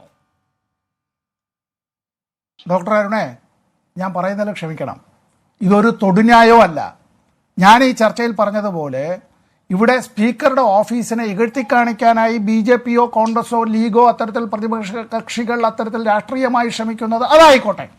കാരണം ഒരുപാട് വെടിക്കെട്ട് നടക്കേണ്ടതായിട്ടുള്ള ഒടുവിലത്തെ സമ്മേളനമാണ്. എന്നാൽ ഞാൻ ഈ പറഞ്ഞ ഏജൻസികൾക്ക് അത്തരം ഒരു കാര്യത്തിൻ്റേത് ഇപ്പോൾ അരുൺ പറഞ്ഞതിൽ ഈ പറഞ്ഞ ഒരു വ്യക്തിയെ സംബന്ധിച്ച് നേരത്തെയൊക്കെ തുടക്കത്തിലൊക്കെ അരുൺ വല്ലാതെ വാശിയോടുകൂടി കുറ്റവാളി എന്നെല്ലാം പറഞ്ഞു. ഇപ്പോൾ അരുൺ പറഞ്ഞപ്പോൾ ഈ കുറ്റവാളി എന്നുള്ളതിനെ സംബന്ധിച്ചൊന്നും പറഞ്ഞില്ല. An accused doesn't mean that ഈ പറഞ്ഞ പോലെ അയാൾ ഒരു കൺവിക്റ്റ് ആണ് എന്നുള്ള നിലയിലേക്കൊന്നും വരുന്നില്ല, അതിൽ ക്രിമിനൽ ആണെന്ന് പറഞ്ഞിട്ട് വരുന്നില്ല. ഇനി ഈ പറഞ്ഞ കാര്യത്തിൻ്റേത് വേറൊരു കാര്യം, എവിടെയാണ് ഇദ്ദേഹം താമസിക്കുന്നത്? ഡോക്ടർ അരുൺ ചൂണ്ടിക്കാണിച്ച ആ വ്യക്തി എവിടെയാണ് താമസിക്കുന്നത്? തറവാട്ട് വീട്ടിലാ? വാടക വീട്ടിലാ? എവിടെയാണ് താമസിക്കുന്നത്? അങ്ങനെയാണ് എങ്കിൽ താമസിക്കുന്ന സ്ഥലം, ആ സ്ഥലം എന്നുള്ളത് അങ്ങനെ വില കൊടുത്ത് വാങ്ങിയതാ? അല്ലല്ലോ. ആരുടെ നിയന്ത്രണത്തിലാണ്? അപ്പൊ ഇതെല്ലാം ഇവിടെ നമ്മുടെ ഇന്റർപ്രിട്ടേഷന് വിധേയമാവുന്ന കാര്യങ്ങളാണ്. ചോദ്യം ചെയ്യലിന് ഹാജരാവില്ല എന്നുള്ളതല്ല വിഷയം, ചോദ്യം ചെയ്യാൻ പാടില്ല എന്നുള്ളതല്ല വിഷയം. പക്ഷേ വിഷയം ചില അധികാരങ്ങളുള്ള ആ അധികാരങ്ങളുള്ള സ്ഥാനങ്ങളെ വെല്ലുവിളിക്കുന്ന നിലയിലേക്ക് അങ്ങനെ വരുമ്പോഴാണ് നമ്മുടെ ചില ചങ്ങാതിമാർ മുമ്പ് പറയും ഞങ്ങളുടെ ED, ഞങ്ങളുടെ CBI, ഞങ്ങളുടെ കസ്റ്റംസ് എന്നൊക്കെ ഉള്ള നിലയിലേക്കുള്ളത്. തിരഞ്ഞെടുക്കപ്പെട്ട ഒരു നിയമസഭ, ആ നിയമസഭയുടെ ബഹുമാനപ്പെട്ട സ്പീക്കർ, ആ സ്പീക്കർ പദവിയെ ഇത്തരത്തിൽ പൊതുജന മധ്യത്തിൽ ഇകഴ്ത്തിക്കാട്ടുന്നതിന് വേണ്ടിയുള്ള പരിശ്രമങ്ങളിൽ ഈ ഏജൻസികളും കൂടി പരിശ്രമിച്ചാൽ നിയമസഭാ സമ്മേളനം ചേരുന്ന വേളയിൽ തന്നെ വരിക എന്നൊക്കെ ഉള്ളത്, അത്തരം കാര്യങ്ങൾ എന്നുള്ളത് ഞാൻ തിരിച്ചു വരാം ശ്രീ സമ്പത്ത്. BR